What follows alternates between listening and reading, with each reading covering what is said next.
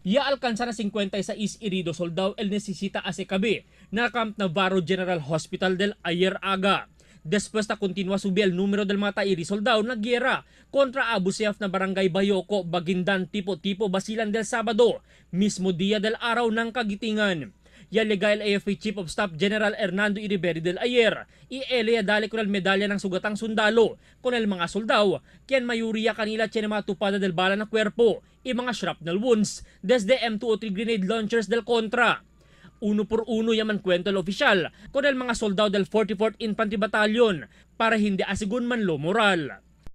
Alam mo, normal naman sa kahit sinong tao, kahit anong organisasyon, magkamatayan ka, ay ikaw maglulunsa.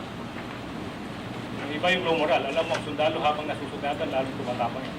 Hindi mapuksa o hindi mapahinto.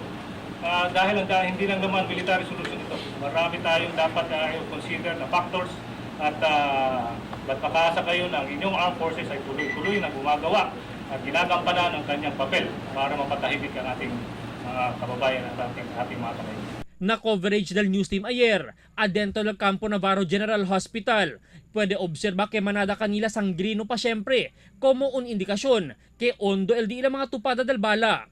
Manada también kanila, como espantaw pa siyempre. Como un soldado, esconde lang kita na nombre si Sarge. Ya habla na news team que él decidido vira otra vez na Basilan para ayuda con el mga kompanyero. Pero disyuli nga sa, porque man lampas na disyuli bulletproof vest, el bala kaya tupa na su pecho, iya man lampas pa el bala na su ombro. Asigun kun Iriberi, no let up operation el conduci sila este tiempo. Por eso sin descanso también el bulada del mga UV helicopters del Philippine Air Force para libabala con el mga soldado na Basilan. No hay pa también informasyon que tiene aumento herido soldado el ya padeliba aquí na syudad este tiempo. El entero grupo del West Mincom Press Corps, el taman standby ahora para pedesaka con el más reciente informasyon desde el militar. Albert Luna, Dateline Zamboanga.